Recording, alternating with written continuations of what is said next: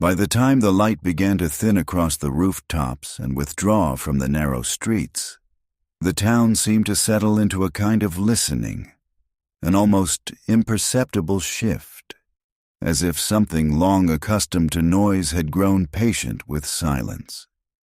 The last of the day's warmth lingered in the wood of porches and the cracked pavement, though it no longer belonged to the present so much as to the memory of afternoon. Wind moved lightly through the bare branches of the sycamores that lined Maple Street, carrying with it the faint, dry rasp of leaves that had not yet surrendered to the season's final insistence. Ethan Caldwell noticed this hour more than others, though he could not have said precisely when the noticing began, or whether it had always been there in him, dormant and waiting. At 32, he possessed the quiet habits of someone older, someone who had learned to measure time not by urgency, but by recurrence. His days passed with a kind of deliberate sameness. The hardware store in the morning, where the smell of oil and cold metal seemed to cling to his clothes long after he left. The walk home along streets whose names he had known since childhood. The evening spent in a house that felt less inhabited than maintained. It was during this hour, this narrowing of light, that he first became aware of the dog. It stood at the far end of Willow Bend, near the old rail crossing where the tracks cut a shallow diagonal line through the town before disappearing into a stand of trees that had long since grown thin and uneven. The crossing itself had not been active in years. The warning lights, rusted and stiff, no longer flashed, and the wooden planks between the rails had warped into a shape that suggested neglect rather than use. Still, the place retained a certain gravity, as though it remembered its purpose even if the town had chosen to forget it. The dog stood just beyond the edge of the road, where gravel gave way to a strip of worn earth. It did not wander or circle as most unattended animals did, nor did it show any of the restless vigilance common to strays. Instead, it held its position with a stillness that seemed less like waiting and more like adherence, as if the act itself had been repeated so often that it no longer required intention. Ethan might not have noticed it at all if not for the way the dog faced the road. It was not looking at anything in particular, nor at anyone passing by. Its gaze extended outward along the length of Willow Bend, toward the slight curve where the houses thinned, and the road opened briefly before narrowing again near the crossing. There was something in that posture, something deliberate, almost formal, that caught his attention and held it longer than he expected. He slowed his steps without fully realizing he had done so. The dog was older. That much was evident even at a distance. Its coat, once perhaps a deep brown or black, had dulled into an uneven gray, with patches of thinning fur along its sides and hind legs. Its posture bore the quiet concessions of age, a slight sag in the back, a stiffness in the way it adjusted its weight from one paw to another. Yet there was no visible discomfort in its stillness. If anything, it seemed settled within it. A car passed between them, its tires grinding softly against the loose gravel near the crossing. The dog did not move. Ethan continued walking, though his attention remained fixed on that unmoving shape at the edge of the road. As he drew closer, he noticed details that had not been visible before. The pale clouding of the dog's eyes, the faint tremor in its flank that accompanied each breath, the collar worn smooth and thin with age. There was no tag. When he was nearly parallel with it, the dog shifted its head slightly, not toward him, but as though acknowledging some distant sound or change in the air. For a brief moment, its gaze intersected with his, not directly, not in the way of recognition, but with a kind of incidental alignment that felt oddly precise. Then it returned to its original position, facing the road. Ethan paused. The silence of the place seemed to deepen, though nothing in the surroundings had altered. A loose shutter on one of the nearby houses creaked faintly in the wind. Somewhere farther off, a screen door closed with a hollow, echoing clap. These were ordinary sounds, familiar and unremarkable, yet they seemed to gather differently here, as if arranged around the dog's stillness. He considered speaking, though to whom he could not have said. The dog, perhaps, or the absence that its posture implied. Instead, he stood there for a moment longer than necessary, then resumed walking. By the time he reached the corner and turned onto his street, the light had diminished further, settling into that muted gray-blue that preceded the full arrival of evening. He did not look back, though the image of the dog remained with him in a way that resisted dismissal. It was not curiosity, exactly, nor concern. It was something quieter, more persistent, a small disturbance in the surface of his otherwise orderly perception. That night, as he sat in the dim glow of a single lamp, the house around him settling into its usual sequence of sounds, the faint ticking of pipes, the occasional shift of wood within the walls, he found himself thinking of the crossing. He tried to recall how long it had been since he had last walked that way at dusk. Years, perhaps. The town had a way of narrowing one's routes without announcement, of guiding movement along familiar paths until the unfamiliar became, not unknown, but simply unvisited. He told himself that the dog was likely owned by someone nearby, that its presence at the crossing was incidental, a matter of habit or chance. Yet this explanation, while reasonable, failed to settle entirely.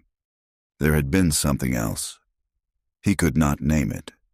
It lingered instead as a sensation, a slight dissonance between what he had seen and what he understood of it. The dog had not been waiting in the way animals typically waited. There had been no anticipation in its posture, no shifting impatience or alert responsiveness. Its stillness had been too complete, too settled into itself, as if waiting were no longer an action, but a condition. Ethan leaned back in his chair, the wood creaking softly beneath him, and closed his eyes for a moment. The image returned with an unexpected clarity. The curve of the road, the dimming light, the dog's fixed gaze. And beneath it, though he could not have said how or why, a faint, almost imperceptible sense of recognition, not of the dog itself, but of something adjacent to it, something that seemed to reside just beyond the edge of memory. It was not a recollection in any concrete sense. There were no details, no sequence of events to follow, only a subtle pressure, as though a thought long held at a distance had shifted slightly closer without revealing its shape. He opened his eyes. The room had grown darker, the lamp's glow insufficient now to hold back the encroaching shadow. He rose, crossed to the window, and looked out at the street. A thin layer of frost had begun to form along the edges of the sidewalk, catching what little light remained and reflecting it faintly. The town was quiet. He stood there for some time, though he could not later recall how long, and then, with a movement that felt less like decision than continuation, he turned away. The next evening, he would walk that way again. The following evening arrived with a more decisive cold, as though the season, having lingered in hesitation, had at last chosen its direction. The air carried a sharper edge, and the wind, though not strong, moved with a steadier intention through the streets, threading itself between houses and along fences in a way that suggested persistence rather than passing. By late afternoon, the sky had settled into a pale, uninterrupted gray, the kind that absorbed light rather than reflected it. so that even before dusk, the town seemed to dim in anticipation.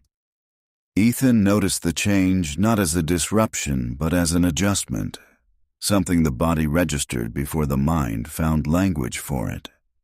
He had dressed more heavily without thinking, adding a second layer beneath his coat, pulling his sleeves down over his wrists as he locked the door behind him. The small routines of departure, keys in his pocket, the brief pause on the porch, the glance down the length of the street, unfolded as they always did, yet each carried a slightly altered weight, as though the day had settled more firmly into itself. He told himself, as he stepped off the porch and began walking, that there was no particular reason to take the longer route toward Willow Bend. The thought was not entirely convincing. It came to him with the mild defensiveness of an explanation offered before it is requested, and for that reason he allowed it to remain unexamined. The town, after all, permitted such deviations. Its streets, arranged without strict logic, curved and intersected in ways that encouraged small detours, and there was nothing unusual in choosing one path over another. Still, he was aware, though only dimly, that his pace had adjusted to accommodate a destination. The walk carried him past houses that bore the accumulated traces of years lived quietly, porches sagging slightly under the weight of time, paint faded into variations of what it had once been, windows reflecting the dull sky in a way that obscured rather than revealed the interiors.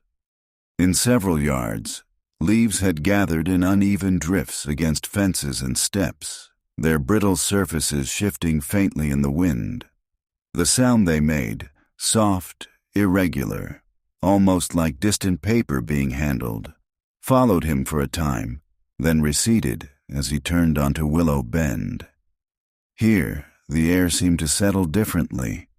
The road, narrower than those that fed into it, held the day's chill more closely, and the absence of direct sunlight left the ground faintly damp, though no rain had fallen. The trees that lined the bend stood with a kind of exposed stillness, their branches stripped nearly bare, revealing the uneven spacing between them and the slight variations in their height that had gone unnoticed during the fuller seasons. Ethan felt, as he walked, a quiet tightening of attention. It was not anticipation in the ordinary sense, nor was it curiosity sharpened into focus. Rather, it was the continuation of that earlier disturbance, a subtle alignment of perception, as though something that had begun the previous evening was now extending itself, drawing him forward without urgency, but with a certain inevitability. The crossing came into view gradually, its familiar elements emerging from the muted light, the rusted signal post, leaning slightly toward the road, the warped planks between the rails, the narrow strip of earth where gravel gave way to something softer, less defined. And there, as before, stood the dog. It occupied nearly the same position, though not with the exact precision one might expect of repetition. There was a slight shift, no more than a foot or two, closer to the edge of the road, where the ground dipped almost imperceptibly. Its posture, however, remained unchanged. The body held in that quiet, balanced stillness, the head oriented toward the curve of the road, the gaze fixed outward with a steadiness that seemed to resist interruption. Ethan slowed again, though this time the movement was more deliberate. As he approached, he became aware of the sound of his own steps, how they broke the otherwise continuous texture of the place. Gravel shifted underfoot, producing a series of small, uneven crunches that seemed louder than they should have been. The dog did not react to them. A truck passed at the far end of the bend, its engine low and steady, the tires sending a brief spray of loose stones outward as it navigated the slight curve. The sound lingered for a moment after the vehicle disappeared, then dissolved into the broader quiet. The dog remained still. Ethan stopped a few paces away. From this distance, the details of the animal's age were more pronounced. The fur along its muzzle had thinned to a pale, almost white softness, contrasting with the darker, coarser patches that remained along its back. One ear bent slightly at the tip, not from injury but from a kind of long-standing fatigue, as though it no longer possessed the strength to hold its original shape. The collar, visible now in the dim light, bore faint indentations where a tag might once have hung. He watched the rise and fall of its breathing, slow and measured, and found himself matching it without intention. For a moment, brief, almost incidental, the dog turned its head. This time the movement was directed toward him. The eyes, clouded yet not entirely without clarity, met his with a steadiness that differed from the previous evening's incidental alignment. There was no recognition in the way one human might recognize another, no flicker of familiarity or expectation. And yet the gaze held, not with intensity, but with a kind of quiet allowance, as though his presence had been noted and accepted without requiring further response. Ethan felt, unexpectedly, a slight constriction in his chest. It passed quickly, leaving behind only the awareness of it, but the sensation lingered in a way that resisted easy dismissal. He shifted his weight, the gravel responding with a soft, uneven sound. "You shouldn't be out here," he said. The words emerged more quietly than he had intended, shaped less by conviction than by the need to break the stillness that had settled between them. They seemed, as soon as they were spoken, insufficient, addressed not to the dog itself, but to the condition it represented. The dog did not move. Its gaze remained on him for a moment longer, then, with the same measured deliberation as before, it returned to the road. Ethan followed the direction of that gaze. The curve of Willow Bend lay empty, the houses beyond it partially obscured by the angle of the road and the thinning trees. There was nothing to suggest that anything, or anyone, might be approaching. The absence was complete, unbroken. He became aware then of another sound. It was faint at first, almost indistinguishable from the wind, a low, distant vibration that seemed to rise from the ground rather than travel through the air. It took him a moment to place it, and when he did, the recognition came with a subtle shift in his perception of the place. A train. Not here, not at this crossing. The tracks had long since fallen out of use, but somewhere farther off, beyond the line of trees, where the active rails still cut through the outskirts of the town. The sound carried unevenly, its rhythm softened by distance, yet it possessed a persistence that allowed it to settle into the background of the moment without fully disappearing. The dog's posture did not change. If it heard the sound, it gave no indication of it. Its attention remained fixed on the road, as though the world beyond that narrow stretch of space held no relevance to its waiting. Ethan stood there, listening, the vibration of the distant train moving through the ground and into the soles of his shoes.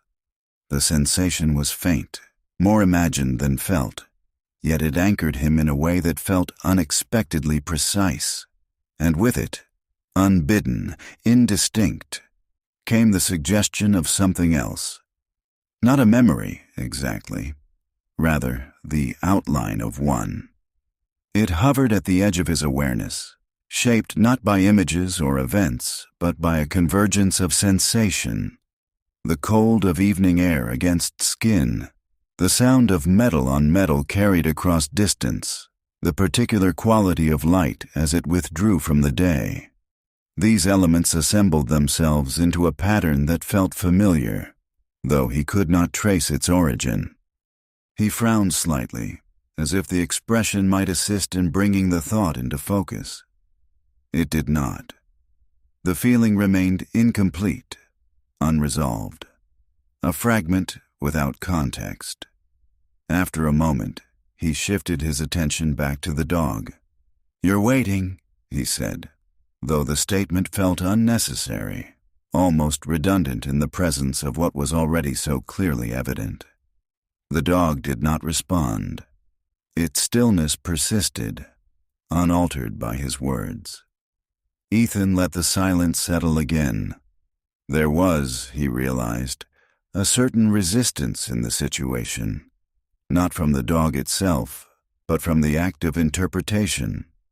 The scene presented itself with a clarity that seemed to discourage explanation. To assign a reason, a narrative, felt premature, as though it would impose a structure not yet earned. And yet, the mind sought one. Someone must have owned the dog. Someone must have allowed or been unable to prevent it from returning here each evening. The thought carried with it the faintest trace of something more, something that did not fully articulate itself but pressed lightly against the surface of his awareness. He took a step back. The movement felt, in its smallness, like a concession. "I'll see you," he said, though he was not certain whether the words were intended as a promise or an acknowledgment of what already seemed inevitable. The dog remained as it was, its gaze fixed on the empty curve of the road. Ethan turned and began to walk. As he moved away, the sound of his steps resumed their quiet rhythm against the gravel, gradually merging with the broader texture of the evening. The distant train continued its passage, the vibration diminishing slowly until it could no longer be distinguished from the surrounding silence. He did not look back immediately. When he did, several paces later, at a point where the road began to curve more sharply, the dog was still there, its form now slightly blurred by the gathering dusk, yet unmistakable in its posture. Waiting. The word settled in his mind with a weight that exceeded its simplicity, and beneath it, once again, that faint, unformed recognition stirred, closer now, though still beyond reach, like something remembered not as an event, but as a certainty that had yet to find its shape. By the third evening, the act of turning toward Willow Bend no longer required even the pretense of decision. It had, in the quiet manner of certain habits, established itself without formal acknowledgment, slipping into place among the other small, repeated movements that composed Ethan Caldwell's days.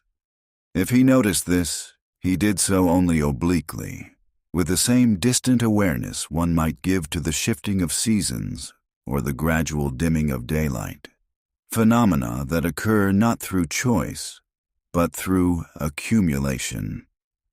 The cold had deepened overnight. A thin crust of frost lay across the town in the early hours, settling into the shallow depressions of sidewalks and along the edges of roofs, where it remained even after the weak sun had climbed into the sky. By late afternoon, what little warmth had been gathered was already receding, leaving behind a brittle clarity in the air that seemed to sharpen the outlines of things while simultaneously draining them of color. Ethan closed the hardware store a few minutes earlier than usual, though there had been no explicit reason to do so. The day had been quiet. Only a handful of customers, their needs predictable, their conversations brief and without consequence. He had found himself, more than once, pausing in the middle of some small task, his attention drifting outward toward the street, as though measuring the slow progression of light against the windows.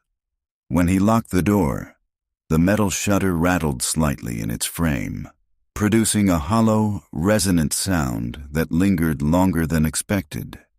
He stood for a moment, his hand still resting on the key, listening as the vibration faded into the broader silence of the evening. It occurred to him, not for the first time, that the town seemed to possess a memory of sound. Not in any literal sense, but in the way certain noises, doors closing, footsteps on gravel, the distant passage of a train, seemed to persist faintly after their source had disappeared, as though the air itself retained an impression of them. This persistence, subtle yet unmistakable, lent the place a quality that was difficult to define, a sense that time did not move cleanly forward, but instead folded back upon itself in small, nearly imperceptible ways. He pulled his coat tighter around him and began walking. The route, now familiar in its variation, unfolded with a quiet inevitability. He passed the same houses, noted the same details, the sag of a porch railing, the uneven glow of a lamp behind drawn curtains, the faint movement of branches against the dimming sky. Each element appeared as it had before, yet none felt entirely identical to its previous occurrence. There was always some slight alteration, a shadow falling differently across a wall, a sound arriving from an unexpected direction, a shift in the air that suggested something just beyond perception. By the time he reached Willow Bend, the light had already begun its gradual withdrawal. The sky, no longer gray, had taken on a deeper, more saturated tone, an indeterminate blue that seemed to gather itself toward the horizon while leaving the upper reaches of the air pale and almost translucent. The effect was one of quiet separation, as though the day were receding not evenly, but in layers. The crossing emerged as it had the previous evenings, its presence defined less by its physical structure than by the space around it. The road, the trees, the worn earth at the edge, all arranged themselves into a familiar configuration, one that now carried with it an expectation that had not existed before. And the dog was there. It stood in nearly the same position as before, though again with that slight, almost imperceptible variation that resisted exact repetition. Its body seemed more rigid this evening, the stiffness in its posture more pronounced, as though the cold had settled into its joints in a way that did not entirely recede with movement. Its breath, visible now in the cooling air, formed small, irregular clouds that dissipated quickly, leaving no trace. Ethan slowed, his steps aligning themselves with a rhythm that felt less imposed than inherited from the place itself. As he approached, he became aware of a faint smell, something subtle, easily overlooked. It carried the dry, earthy quality of leaves that had begun to decompose beneath the surface, mixed with a sharper, metallic hint of cold air. The scent seemed to rise from the ground itself, as though drawn upward by the lowering temperature. He stopped a few paces away. The dog did not turn its head this time. Its gaze remained fixed on the road, unwavering, as though the slight acknowledgment it had offered the previous evening had been sufficient, not requiring repetition. Ethan studied it in silence.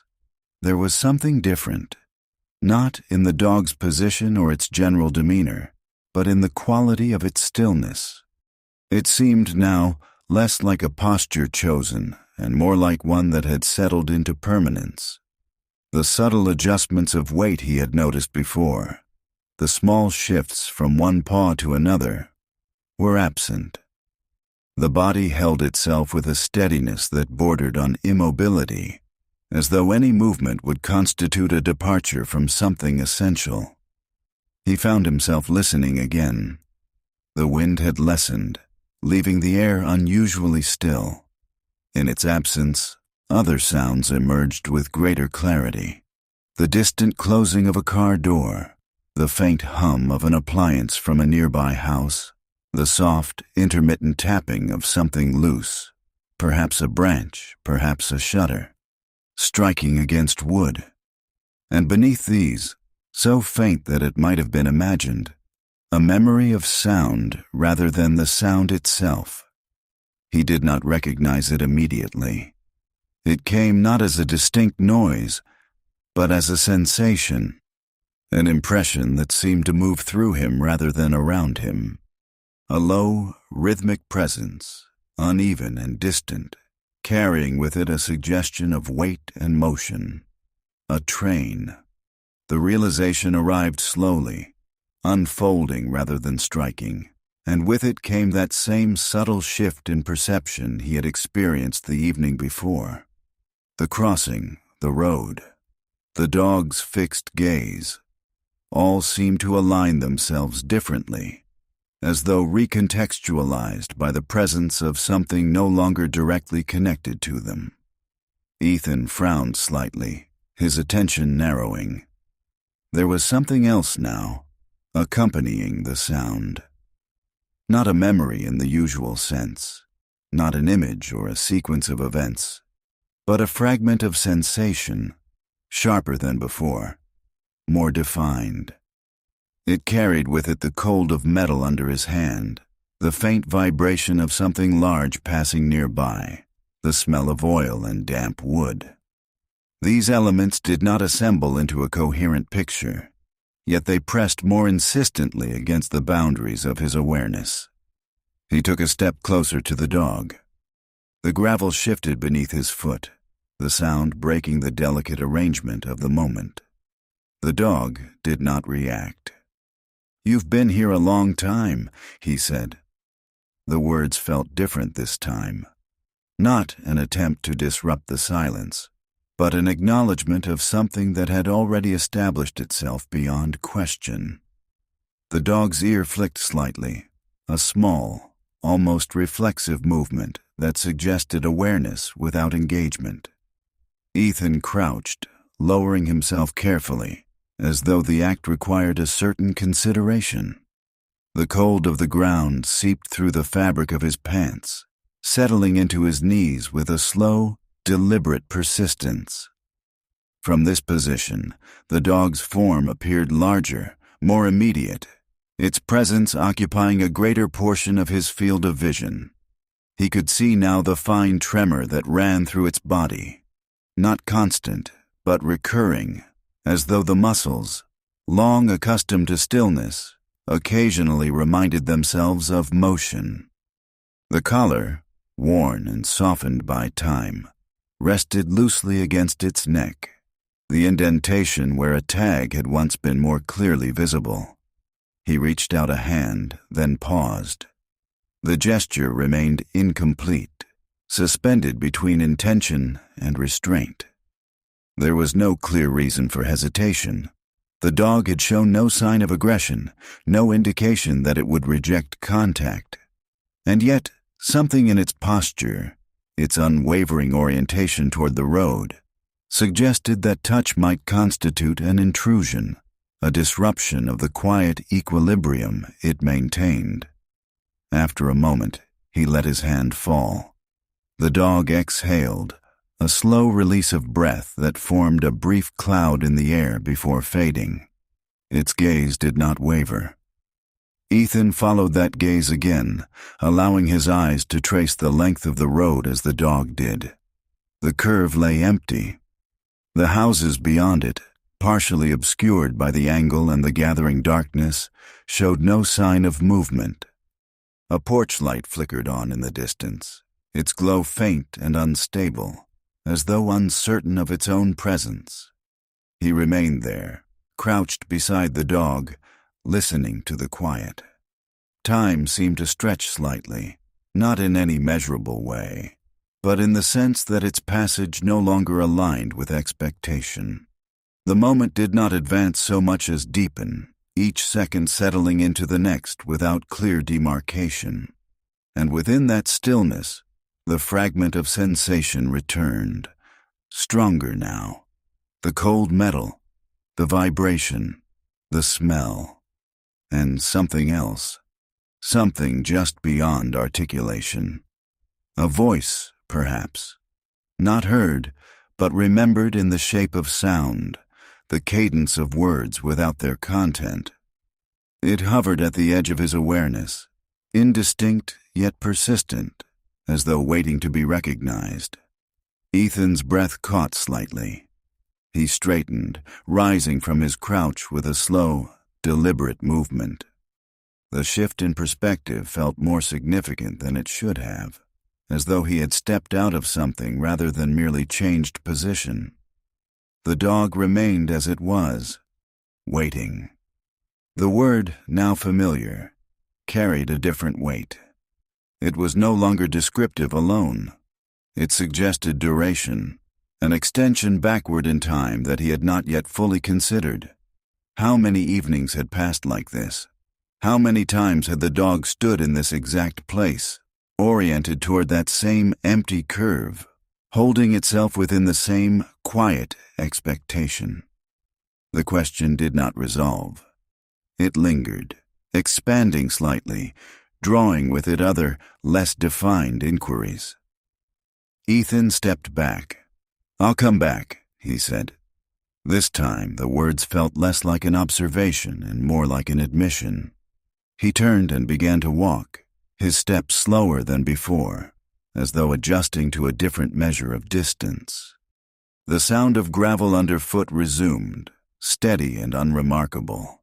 Yet it seemed now to belong to a different layer of the moment, one that existed alongside rather than within, the stillness he had left behind.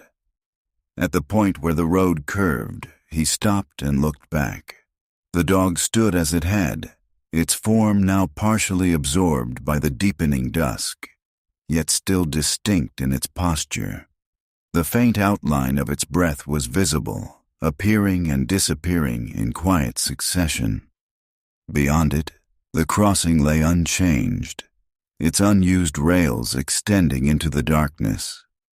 And for a brief moment, so brief that he could not later determine whether it had truly occurred, Ethan thought he saw something at the far end of the curve. Not a figure, not movement, only a suggestion of presence, shaped by the interplay of fading light and shadow. It vanished as quickly as it had appeared, leaving behind no trace. He remained there a moment longer, his gaze fixed on the empty space, then turned and continued home. Behind him, the dog did not move. By the fourth evening, the pattern had settled with a quiet authority that no longer invited scrutiny. Ethan did not consider whether he would go to Willow Bend. Instead, he found himself already within the motion of going, as though the decision had been made elsewhere, earlier perhaps, or gradually, through a series of small, unrecorded inclinations that had accumulated beyond the reach of conscious thought. The day had carried a muted brightness, the kind that appears in late autumn when the sky clears but the sun no longer possesses the strength to warm what it illuminates. Light moved cleanly across surfaces, across the dull sheen of parked cars, the brittle grass in front yards, the worn steps of porches, but it seemed to pass over them without leaving any lasting impression. By late afternoon, the clarity had begun to recede, replaced once again by that soft, diffused gray that blurred edges and deepened shadows. Inside the hardware store, the hours had stretched unevenly. Ethan found himself pausing between tasks, his attention slipping away from the immediate demands of the day and settling instead into a kind of suspended observation. The small bell above the door, which usually marked each entrance with a crisp, decisive sound, seemed duller now. Its ring absorbed too quickly into the surrounding air. Even the smell of the place, metal, oil, the faint trace of dust, felt altered, as though it belonged to a different time, one that overlapped imperfectly with the present. At one point, while standing near the back shelves, he became aware of a sound that did not immediately resolve itself. It was faint, irregular, a low, intermittent vibration that seemed to move through the floor rather than the air.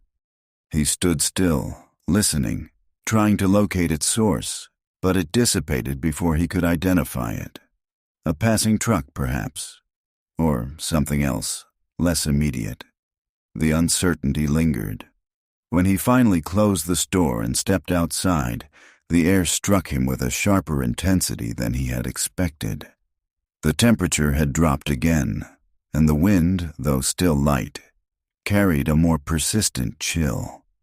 He adjusted his coat, his movements automatic, and began walking. The town, at this hour, appeared both familiar and slightly displaced. Shadows gathered more quickly along the sides of buildings, filling in the spaces where light had once lingered. Windows glowed faintly from within, their interiors obscured by the contrast between warmth and cold. The streets, though not empty, held fewer signs of movement. Those who passed did so with a kind of quiet purpose, their footsteps measured, their attention directed inward. Ethan moved through this landscape with a growing sense of alignment, as though the external world had begun to mirror something within him that he had not yet fully recognized. By the time he reached Willow Bend, the light had already thinned to a narrow band along the horizon, its color shifting toward a muted amber that seemed less like illumination and more like the residue of it. The dog was there. It stood, as before, near the edge of the road, its position altered only slightly, this time a fraction farther back from the gravel, where the ground rose gently toward a patch of sparse grass. The change was minimal, yet noticeable, suggesting a subtle adjustment rather than a departure from routine. Ethan approached slowly, his steps measured. There was a stillness to the place that felt deeper than on previous evenings, as though the surrounding elements, trees, houses, even the air itself, had settled into a more complete quiet. The absence of wind allowed sounds to carry differently. A distant door closing, a faint murmur of voices from somewhere unseen, the soft, irregular ticking of something cooling. He stopped a few paces away. The dog did not turn. Its gaze remained fixed on the road, its posture unchanged. Ethan studied it, his attention drawn now not only to what was present, but to what was not. There was no sign of ownership, no leash, no nearby house from which it might have come, no indication that someone would arrive to retrieve it. The collar, worn and unadorned, suggested a past connection, yet offered no information about its present condition. He became aware, then, of a faint impression forming, not a memory, but something adjacent to one. It came as a question, though not in words. How long? The thought settled into him with a quiet insistence. How long had the dog been coming here? The town, for all its familiarity, held within it areas that existed just beyond the edges of daily awareness, places passed without attention, routines observed without reflection. It was entirely possible, he realized, that this ritual had been occurring for some time, unnoticed by him, absorbed into the broader pattern of the place. And yet, something resisted that explanation. There was a sense, subtle, difficult to define, that the dog's presence here was not new, but neither was it entirely continuous. It felt instead as though it had been waiting not only in the present, but across a span of time that did not align neatly with his own recollection. Ethan shifted his weight, the gravel responding with a soft, uneven sound. At this, the dog's ear flicked again, a small acknowledgement of disturbance. He hesitated, then spoke. "Do you remember him?" The question emerged before he could consider its meaning. Him. The word lingered, undefined. He felt immediately the inadequacy of it, not because it lacked specificity, but because it assumed something he had not yet consciously established. There was, implicit in the question, the presence of another, a figure connected to the dog, to the place, to the act of waiting itself. But who? Ethan frowned slightly, his attention turning inward. The faint impression he had felt before, the outline of a memory, shifted, becoming more pronounced. It did not resolve into clarity, but it moved closer, pressing against the surface of his awareness with a greater urgency. A boy. The thought appeared suddenly, without context. Not a fully formed image, but a suggestion. Movement, laughter, the uneven rhythm of footsteps along gravel. The sound of a voice, young, unguarded, carried by the open air. Ethan's breath slowed. He did not recognize the memory as his own, not immediately. It felt distant, as though observed rather than experienced. Yet it carried with it a familiarity that resisted dismissal. He closed his eyes briefly. The sensation intensified. The smell of warm metal, the faint hum of something approaching, the low, anticipatory thrill that accompanies proximity to movement. Something large, something powerful. A train. The word formed with greater clarity now, anchoring the fragment in a specific context. Ethan opened his eyes. The dog remained as it was, its gaze fixed on the road. The crossing lay just beyond, its rails dark against the dimming light. He looked at them, really looked this time, not as part of the background, but as an object with a history, a function that had once been active, essential. The wood between the rails bore the marks of wear, grooves worn smooth by years of passage. The metal, though dulled, still held a faint sheen where it caught the last of the light. He felt then a subtle shift in his understanding. Not a conclusion, but a reorientation. The dog was not simply waiting. It was waiting here, at the crossing. The distinction, small as it seemed, carried weight. Ethan stepped back, his gaze moving between the dog and the rails. The faint impression of the boy lingered, hovering just beyond full recognition. "Who are you waiting for?" he asked, more quietly now. The dog did not respond. Its stillness persisted, unaltered. Ethan stood there a moment longer, the question settling into the space between them, then turned and began to walk. As he moved away, the thought remained with him, not fully formed, not yet understood, but present in a way that suggested it would not easily recede. Behind him, the dog continued to face the road, waiting. That night, the memory did not arrive all at once. It emerged instead in fragments, uneven and incomplete, assembling itself slowly as Ethan lay awake in the dim half-light of his bedroom. The house around him had settled into its usual pattern, the quiet expansion and contraction of wood as it responded to the cooling air, the faint, intermittent ticking of pipes, the distant hum of something electrical. But these sounds, familiar as they were, seemed to occupy a different layer of awareness, one that existed parallel to the deeper movement of thought. He had turned off the lamp some time ago, though he could not have said when. Darkness filled the room, soft and unbroken, yet not entirely opaque. The outline of the window remained visible, a slightly lighter rectangle against the wall, through which the faint glow of the street filtered in. Beyond it, the town lay quiet, its presence suggested more by absence than by sound. Ethan shifted onto his side, the sheets cool against his skin. The fragment returned, the boy.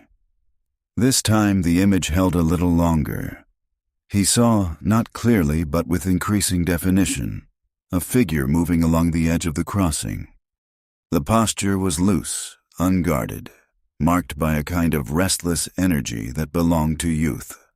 The movements were quick, uneven, pauses followed by sudden bursts of motion, as though the body were responding to impulses it had not yet learned to regulate. There was a sound, laughter perhaps, or something close to it. Ethan frowned, his eyes open now, fixed on the dim outline of the window.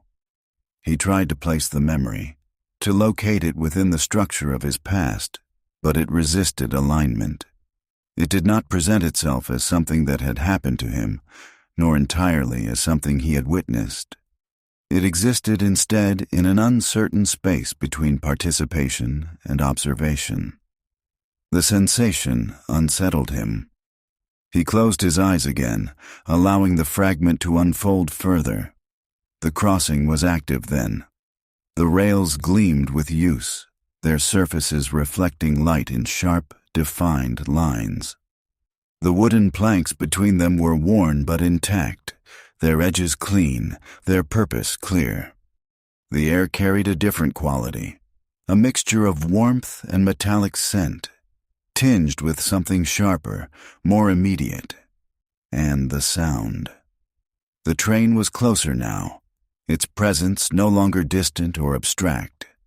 It announced itself with a growing intensity, a low, rhythmic thunder that moved through the ground, through the body, through the air itself. The boy stood near the edge of the tracks, not dangerously close, but close enough to feel the force of the approaching motion, to sense the scale of it.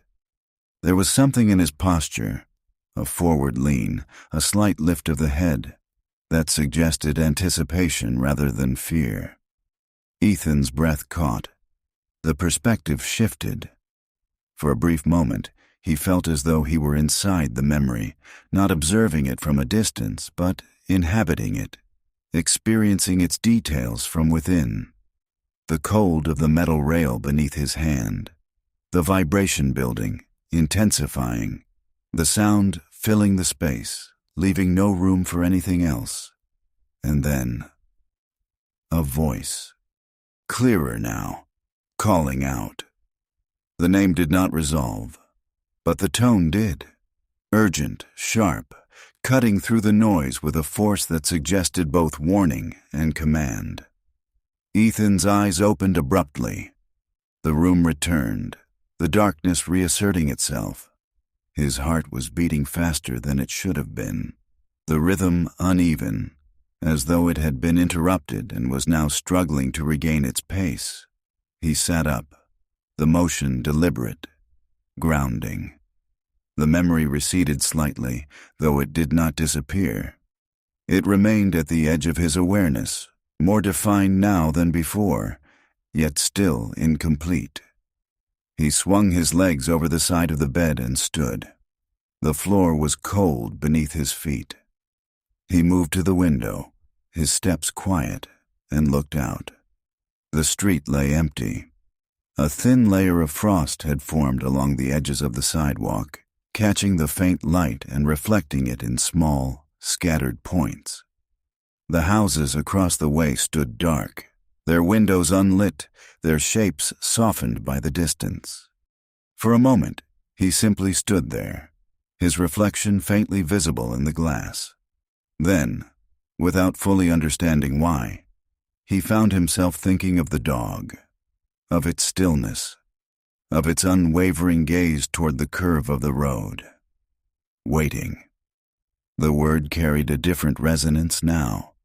It no longer referred only to the present, to the act he had witnessed over the past few evenings, but extended backward, connecting itself to something older, something that had begun before his awareness of it and had continued, uninterrupted, into the present.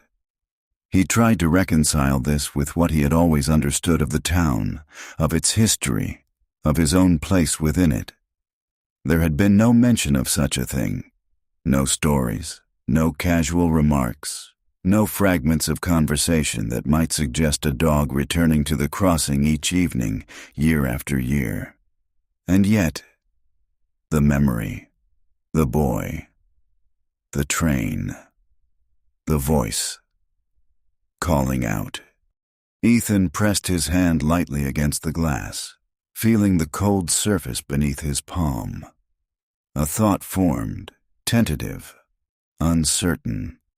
He had been there, not as an observer, as part of it. The realization did not arrive with clarity, nor with any immediate understanding of its implications. It existed instead as a shift in perspective, a subtle reorientation that placed him not outside the memory, but within its boundaries. He withdrew his hand. The room felt different now, though nothing had changed. The air seemed heavier, the silence more pronounced. Ethan turned away from the window and stood for a moment, his attention divided between the present and the emerging fragments of the past. Tomorrow, he would return to the crossing.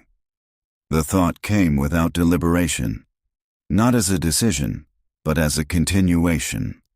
And somewhere within it, quiet, persistent, and not yet fully understood, was the sense that the act of waiting did not belong solely to the dog, that it had, in some form, always belonged to him as well. The next day unfolded with a subdued clarity that seemed almost deliberate, as though the town itself had chosen to withhold distraction. The sky remained pale and uninterrupted. A thin wash of color stretched across the horizon, offering neither warmth nor depth. Light moved across surfaces without lingering, touching rooftops, windows, and the skeletal branches of trees with an even, indifferent hand. Ethan carried the memory of the night with him, though not in a way that pressed for immediate resolution. It settled instead into his awareness like a quiet undertone, influencing the rhythm of his movements without demanding his full attention. At the store, he worked through the morning with a steady, practiced efficiency. Yet there were moments, small, nearly imperceptible pauses, when his hands would still and his gaze would drift toward the door as though expecting something that did not arrive. The bell rang several times, each entry marked by the same brief chime, but none of the customers carried with them the sense of recognition that hovered just beyond his reach. Their voices were ordinary, their needs familiar.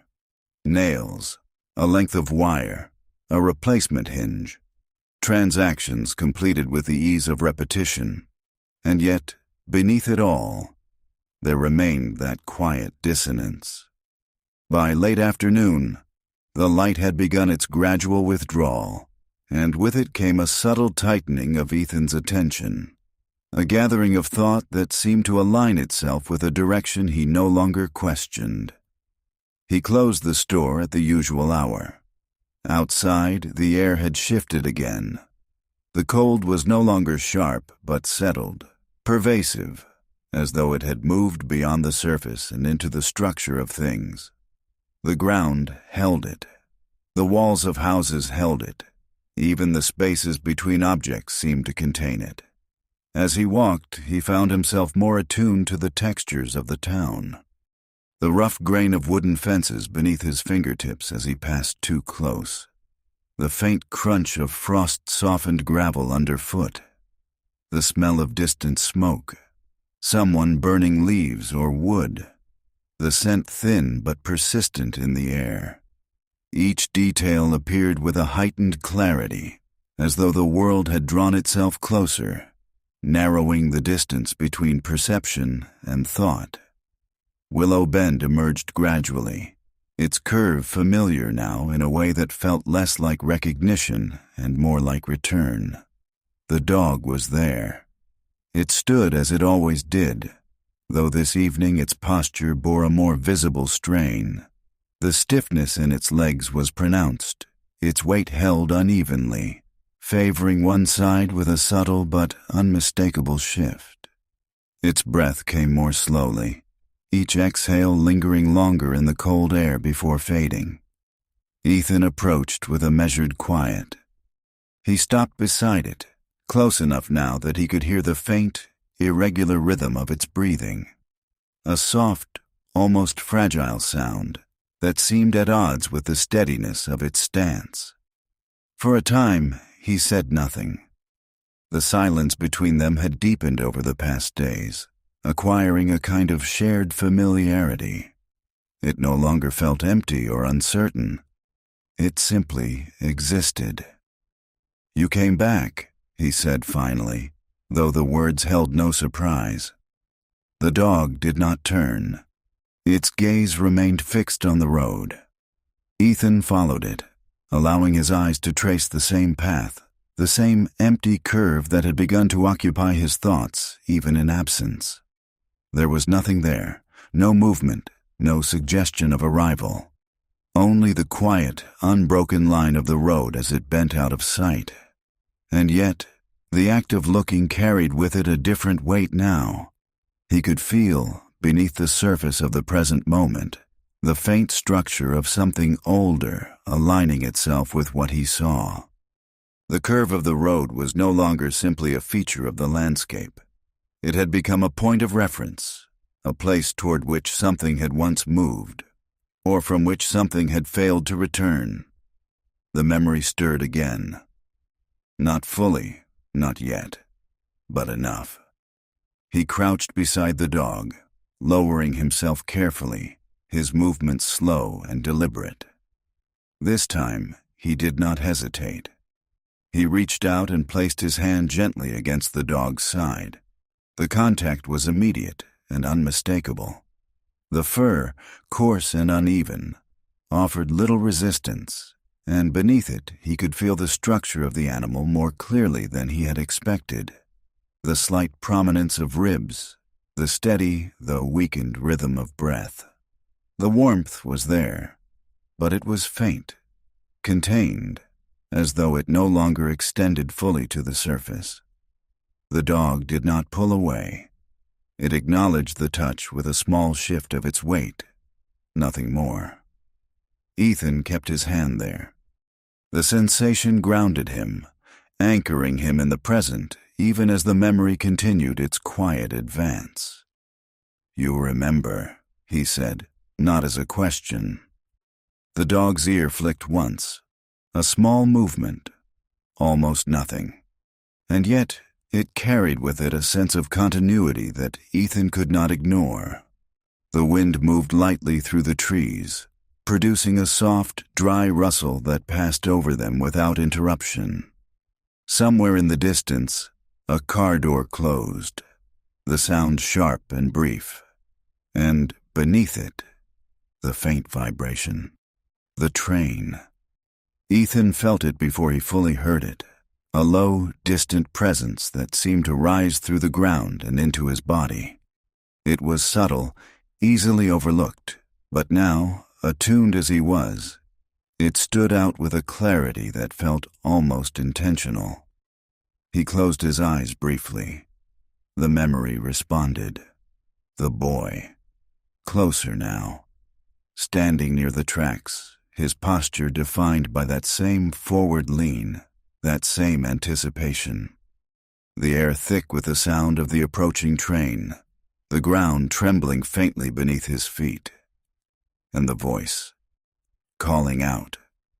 Louder now. Sharper. Ethan opened his eyes. The present returned, but the boundary between it and the past had thinned. He withdrew his hand slowly. The dog remained, its gaze unwavering. Ethan stood. "I was here," he said quietly. The words settled into the cold air, unchallenged. Not a question, not yet an answer, but something closer to acknowledgement. That evening the town seemed to contract. It was not a physical change, nor anything that could be measured, but a shift in perception, subtle yet unmistakable. Distances felt shorter, the spaces between buildings narrower, the horizon closer than it had been before. The effect was not claustrophobic, but it carried with it a sense of compression, as though time itself had drawn inward, bringing past and present into closer alignment. Ethan noticed it as he walked, though he did not attempt to name it. The streets appeared as they always had, yet each turn, each familiar landmark, seemed to carry an added weight, a quiet insistence that he pay attention not only to what was visible, but to what lay beneath it. He found himself recalling details he had not consciously thought of in years. The way the crossing had once sounded, alive with motion, the rails singing faintly before the train's arrival, the way the warning lights had flashed, red against the fading daylight, marking the passage of something larger than the town itself. These memories did not arrive as complete images. They came in fragments, partial and overlapping, assembling themselves gradually into something more coherent. By the time he reached Willow Bend, the light had already begun to dissolve into evening. The dog was there. It seemed smaller now, though Ethan knew this was not entirely true. It was the posture, the slight lowering of its body, the increased effort required to maintain its stance, that created the impression of diminishing. He approached, his steps quieter than before. The air was still. No wind, no movement. Even the distant sounds of the town seemed to have receded, leaving behind a silence that felt more complete, more enclosed. Ethan stood beside the dog, his presence no longer tentative. For a moment, neither moved. Then, slowly, the dog turned its head. The motion was deliberate, measured, as though it required a conscious expenditure of effort. Its eyes met his. This time, there was something different. Not recognition in the human sense, not the return of a familiar gaze, but something closer to acknowledgement. A quiet, steady awareness that seemed to extend beyond the immediate moment. Ethan felt it, not as a thought, but as a shift within him. "You were his," he said. The statement emerged with a clarity that surprised him. Not a question. A conclusion. The dog's gaze held for a moment longer, then returned to the road. Ethan exhaled slowly. The memory pressed closer. He could see more now. The boy again, but not alone. Another figure, older, standing slightly back from the tracks, his posture more restrained, more cautious. There was something in the way he held himself, a tension, a readiness to intervene, that contrasted with the boy's unguarded movement.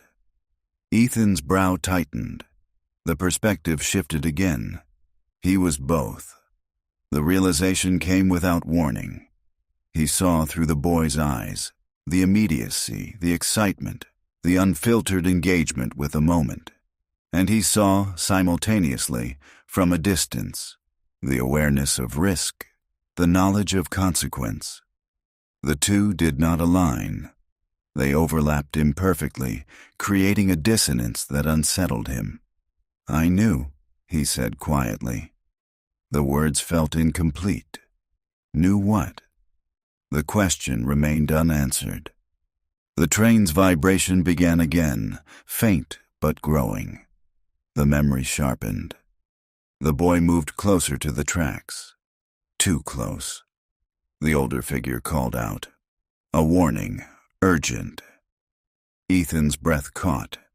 The scene hovered, suspended just before completion, and then it stopped, not resolved, simply withheld.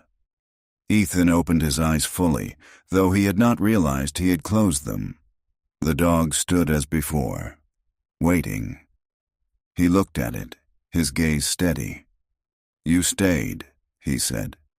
The meaning of the words extended beyond the present. The dog did not respond. But its presence, its continued stillness, seemed to confirm something Ethan had not yet fully articulated. He stood there for a long time, the silence deepening around them.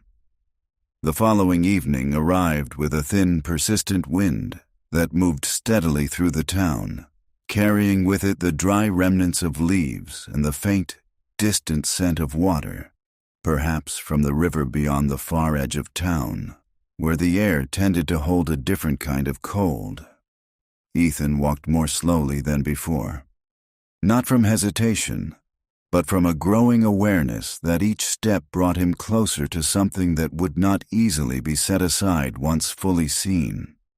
The town seemed quieter still. Lights appeared earlier in windows, their glow warmer, more pronounced against the deepening dusk. The streets, though not empty, held fewer signs of movement, as though the cold had drawn people inward, away from the open air. Willow Bend waited. The curve, the crossing, the trees, all arranged as they had been, yet carrying now a heightened sense of significance. The dog was there. Its posture had changed again. It stood, but only just. The strength required to maintain its position was evident now in the slight tremor that ran through its legs, in the careful, measured way it adjusted its balance. Its breathing was slower, deeper, each exhale longer than the last. Ethan approached without hesitation. He stood beside it, then lowered himself once more, his movements instinctive. This time, when he placed his hand against its side, the dog leaned, just slightly, into the contact.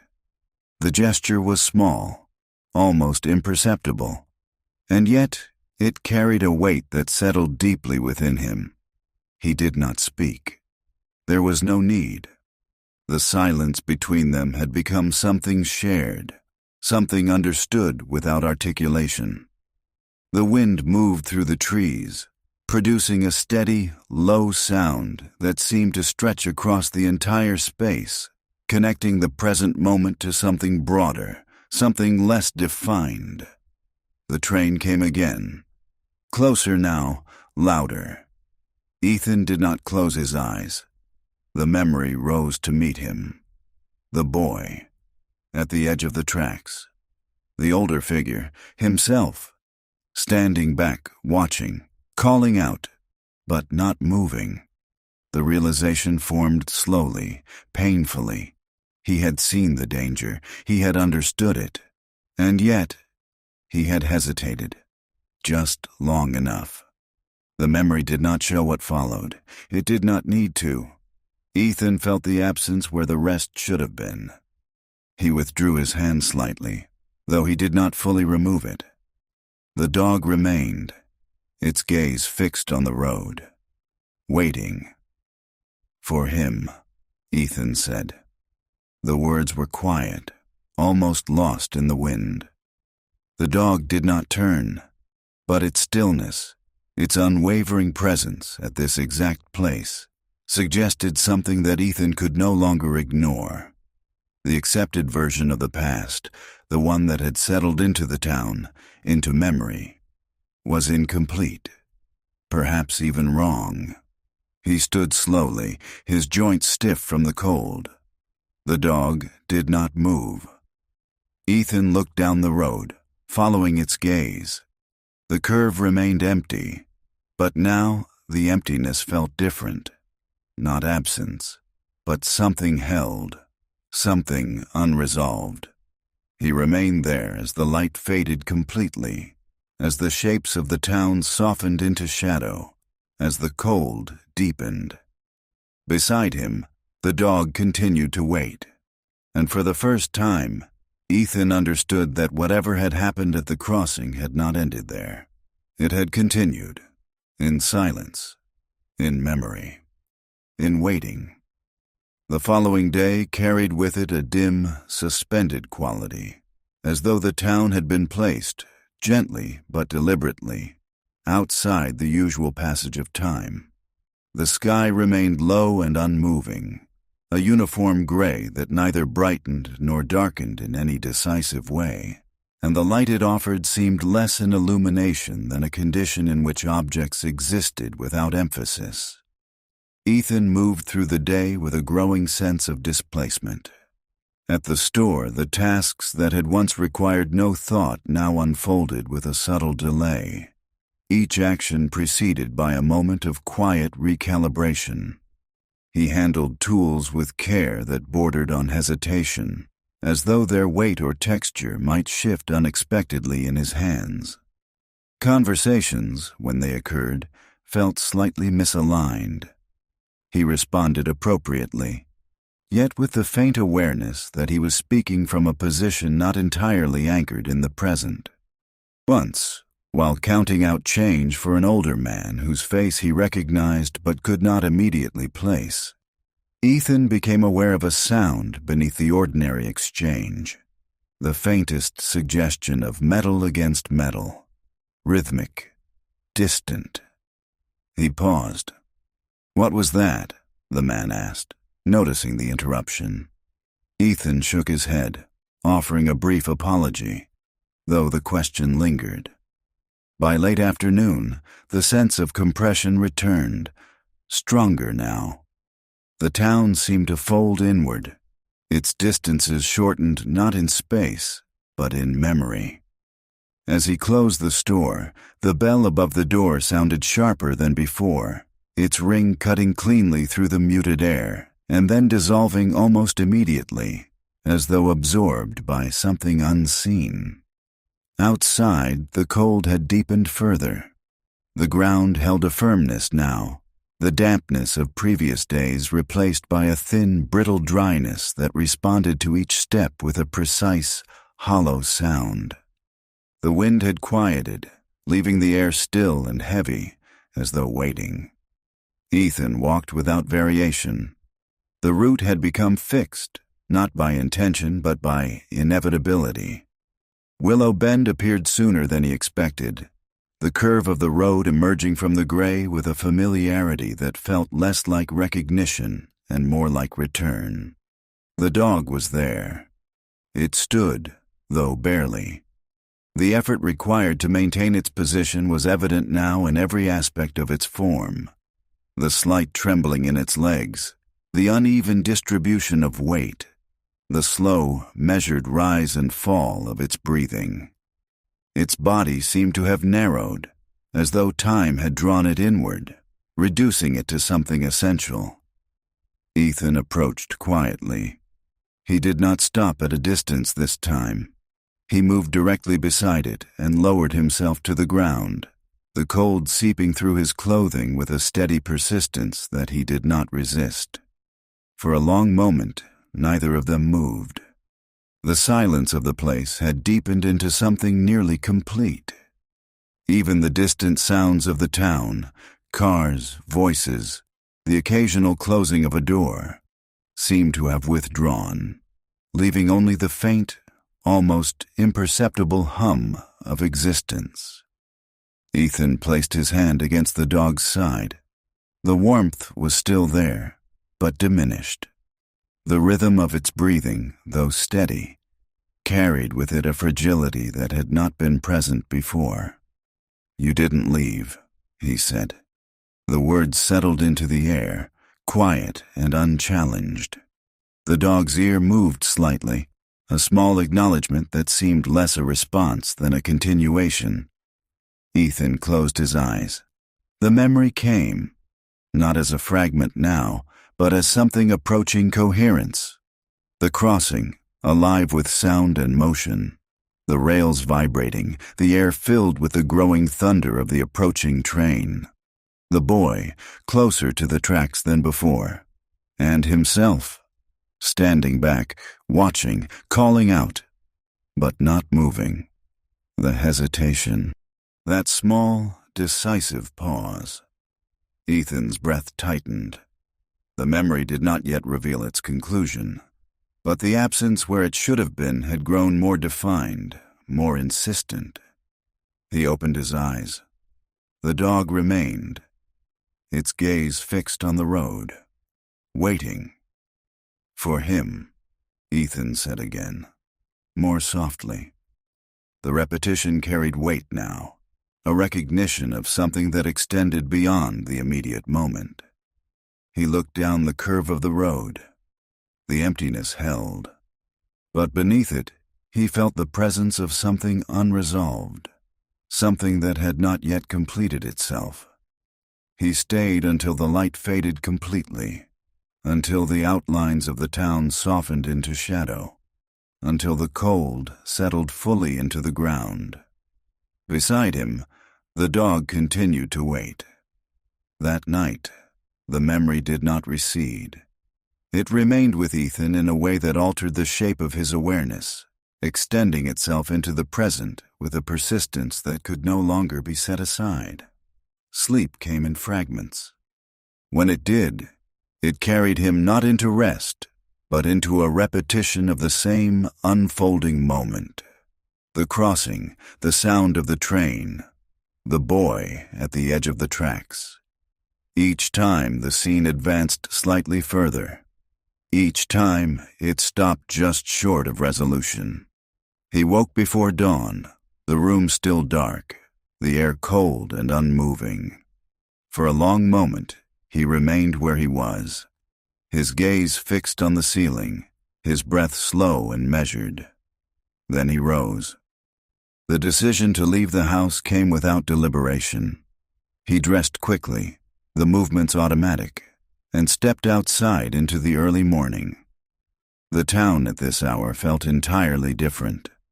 The streets were empty, the houses silent, their windows dark. The air held a deeper cold, one that seemed to settle into the lungs with each breath. Frost covered the ground more completely now, its thin, crystalline surface catching the faint light of the still-hidden sun. Ethan walked toward Willow Bend. The route, though familiar, appeared altered in the absence of activity. Without the presence of others, the town seemed to reveal a different structure, one defined not by movement, but by stillness. When he reached the crossing, the dog was not there. The absence struck him with a quiet force. He stopped, his gaze moving across the space where it had stood each evening. The ground bore no clear indication of its presence, no visible tracks, no disturbance in the frost. Only the faint, uneven indentation where the earth dipped slightly near the edge of the road. Ethan stepped closer. The rails, dark and unused, extended into the pale light of early morning. The wooden planks between them appeared more weathered than they had in the dimness of evening, their surfaces cracked, their edges softened by time. He stood there, alone. The silence was complete, and within it, the memory advanced. The boy, at the edge of the tracks. The train approaching, its sound overwhelming now, filling the space entirely. The voice, his voice, calling out, and then, movement, at last, too late. Ethan's breath caught sharply. The scene shifted, not to what had happened, but to what followed. The crossing, empty, the air still, the sound gone. He opened his eyes. The present returned. The absence of the dog remained. He felt then a subtle but unmistakable shift. Something had changed, not in the physical world, but in the alignment between past and present. The waiting had been interrupted, or perhaps, he frowned slightly, the thought forming slowly. No, not interrupted. Moved. He turned, his gaze moving down the road, along the curve the dog had watched each evening. The emptiness remained, but it felt different now. Not incomplete, but expectant. The dog returned that evening. Ethan saw it from a distance as he approached Willow Bend, its form faint against the dimming light, yet unmistakable in its posture. Relief did not come. Instead, there was a quiet, deepening awareness that the pattern was nearing something final. He walked more slowly than before. The air had grown colder still, the wind returning in thin, steady currents that moved through the trees with a soft, continuous sound. When he reached the dog, he did not speak. He stood beside it, his presence now fully integrated into the ritual that had formed between them. The dog's condition had worsened. Its body trembled more visibly, its breathing slower, more labored. It leaned slightly toward him, not fully but enough to suggest that the effort of standing alone had become too great. Ethan placed his hand against its side. The warmth was faint, but present. They stood together in silence. The train came again, closer than before, louder. Ethan did not close his eyes. He allowed the memory to unfold fully. The boy at the tracks, the hesitation, the delayed movement, and then the realization. The boy had not moved away from the train. He had moved toward something else, something on the tracks. Ethan's breath faltered. The perspective shifted. The dog, younger then, on the rails, frozen. The boy stepping forward, reaching. Ethan's voice calling out, "Too late." The memory did not show the impact. It did not need to. The absence that followed was complete. Ethan's hand tightened slightly against the dog's side. The present and the past aligned. "You tried to save him," he said. The words were barely audible. The dog did not move. But its presence, its continued waiting at this exact place, transformed the meaning of the past. It had not been waiting for the boy. It had been waiting for the one who had called out. For him. That realization did not bring clarity. It brought weight. Ethan remained beside the dog long after the light had faded, long after the town had withdrawn into itself, leaving only the faint, scattered glow of distant windows. The wind moved steadily through the trees, its sound continuous, almost like breath. He did not speak again. There was nothing left to say that would alter what had already been understood. The dog stood beside him, its body now leaning more fully into his leg, its strength nearly gone. And still, it faced the road, waiting, not for the boy, not for what had been lost, but for something that had remained unresolved. Ethan followed its gaze. The curve of the road lay empty, but the emptiness no longer felt neutral. It held something, an absence shaped by expectation. He felt it then, not as a thought, but as a certainty. The waiting had never been about return.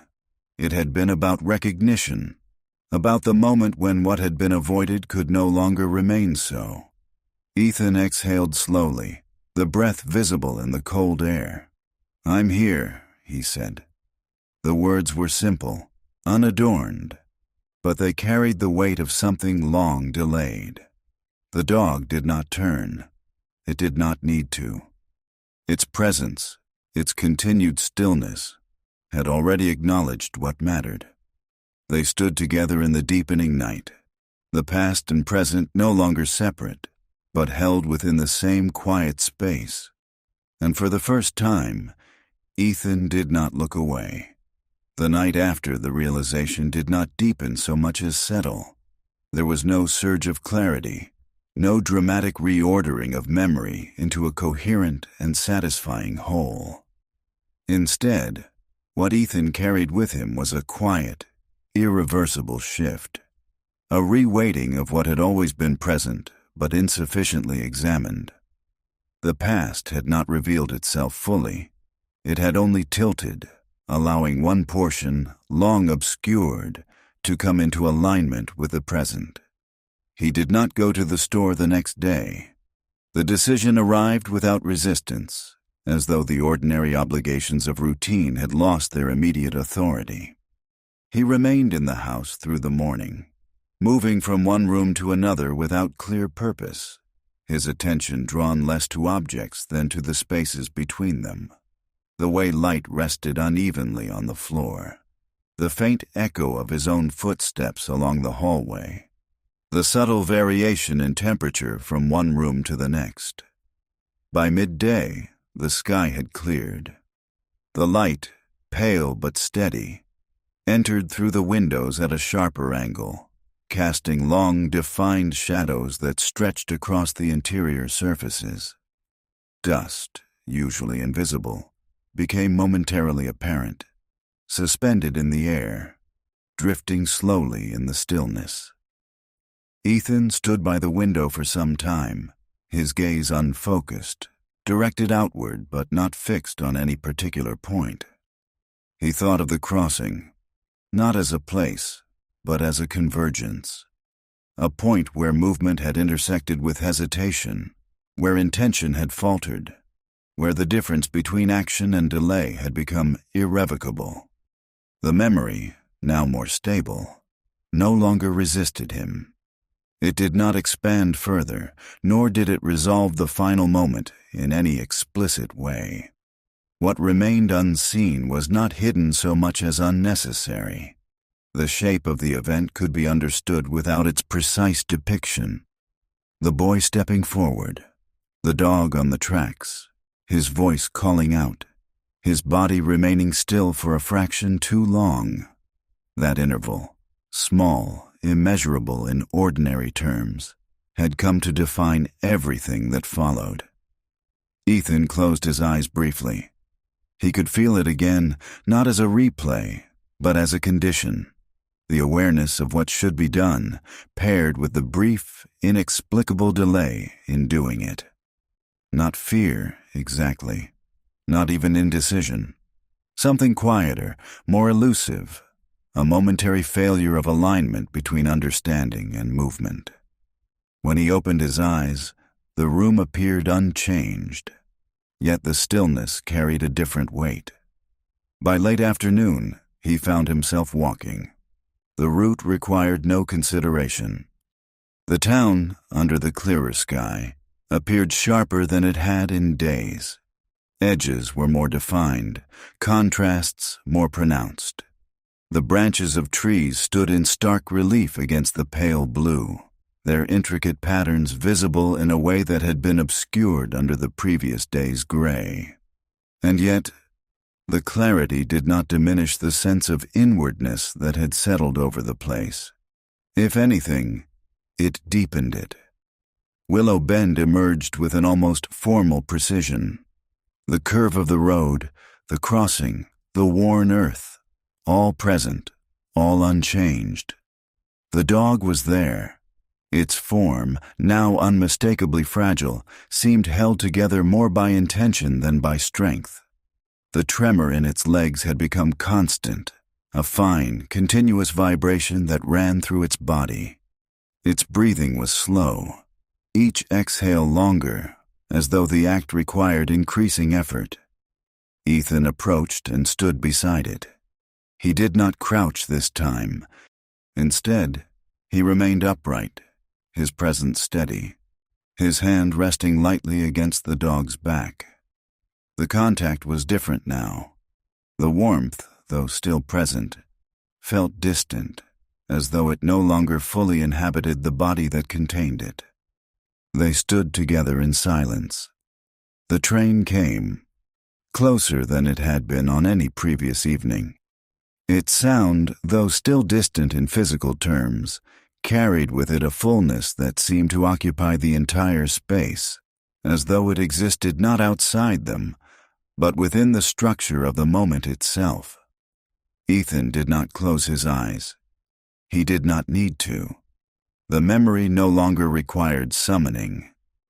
It was simply there, integrated. He looked down the road, following the line of the dog's gaze.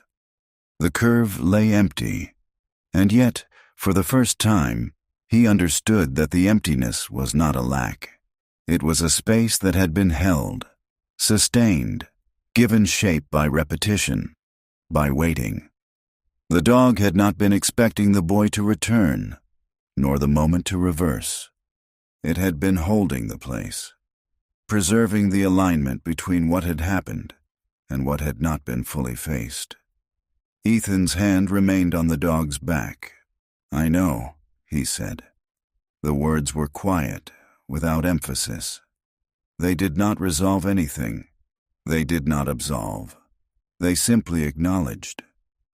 The dog did not move, but its posture shifted slightly, not toward him, not away, but into a balance that seemed, for a brief moment, less strained. The light faded slowly. The clarity of the day gave way to the familiar dimness of evening, the edges of objects softening, the colors draining into shadow. Ethan remained until the last trace of light had withdrawn. Beside him, the dog continued to face the road, waiting. But now, the waiting felt different, not as an expectation, but as a completion approaching. The cold deepened overnight, settling into the ground with a quiet finality. By morning, a thin layer of frost covered the town more completely than before, its pale surface extending across roofs, sidewalks, and the narrow strips of grass between them. The air held a stillness that felt less temporary now, more like a condition that would persist. Ethan did not sleep much. When he rose, it was not in response to any particular thought, but to a sense of nearing, something that had been moving, slowly and steadily, now close enough to be felt without effort. He did not go to the store. He did not linger in the house. Instead, he stepped outside and began walking. The town, in the early light, appeared almost suspended. No cars moved along the streets, no doors opened, no voices carried through the air. Even the occasional sounds that usually marked the beginning of the day seemed absent. Willow Bend lay ahead, unchanged in form, yet carrying a different weight. Ethan approached the crossing with a quiet, steady pace. The dog was there. It was lying down. The position, though new, did not feel like a break in the pattern. Rather, it seemed like an adjustment that had been gradually approaching, now finally realized. Its body was curled slightly, its legs drawn in beneath it, its head still oriented toward the road. The posture of waiting remained, but the effort of standing had been relinquished. Ethan slowed as he came closer. He stopped beside it and lowered himself to the ground, the cold pressing upward through the frost-hardened earth. For a moment, he simply looked. The dog's breathing was shallow now, each movement small, contained. Its eyes, though open, held a softness that suggested distance, not from the present, but from the necessity of responding to it. Ethan placed his hand gently against its side. The warmth was faint, but still there. He did not speak. There was nothing to say that had not already been understood.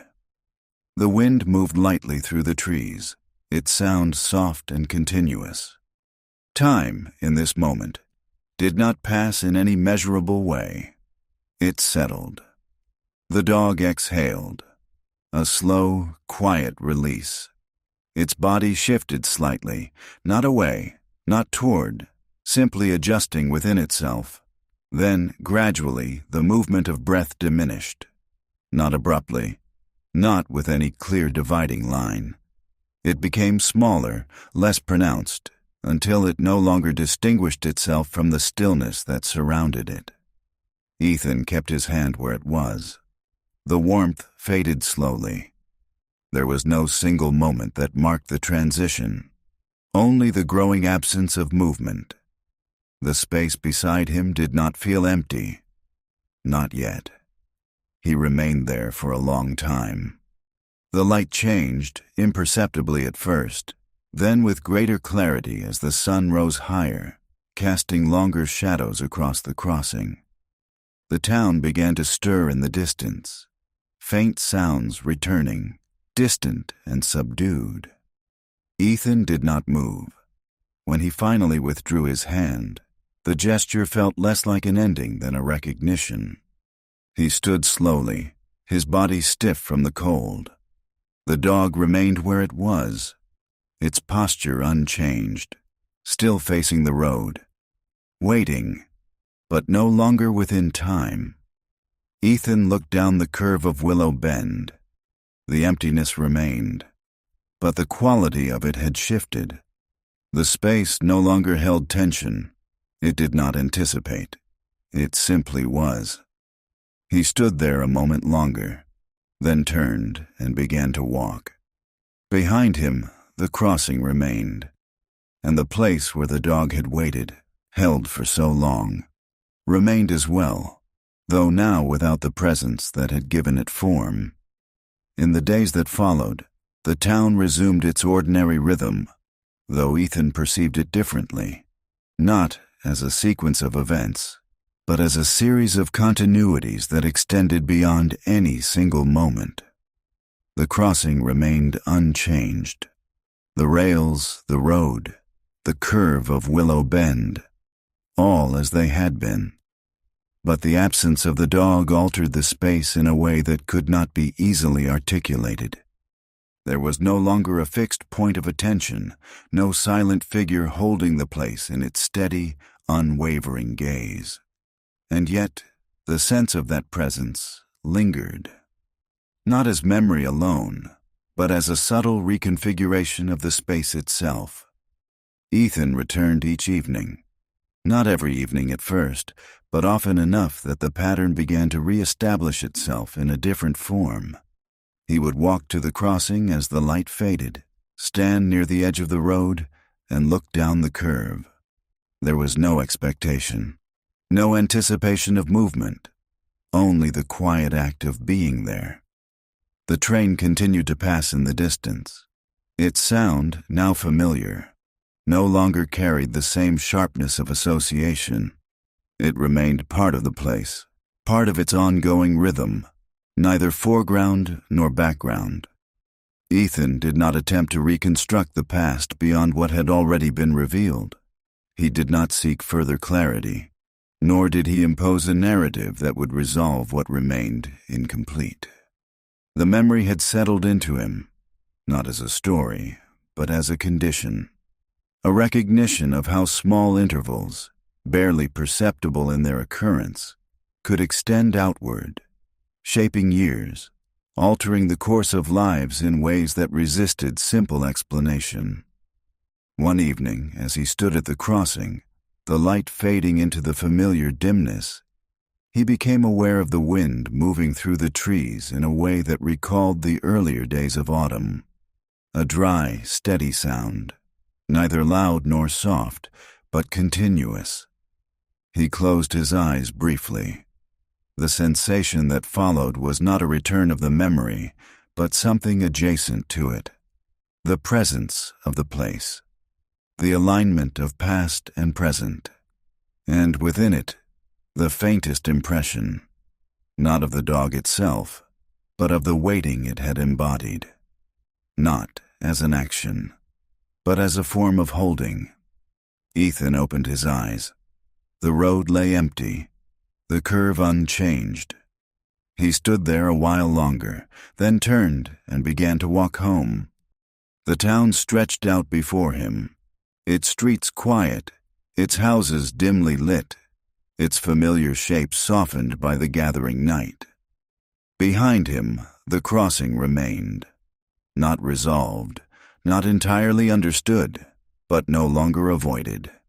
And as he walked, Ethan carried with him not an answer, but a steadier awareness, a recognition that what had been held for so long did not disappear with its release. It remained, not as waiting, but as something quieter, something that, in its persistence, resembled acceptance, though it never named itself as such.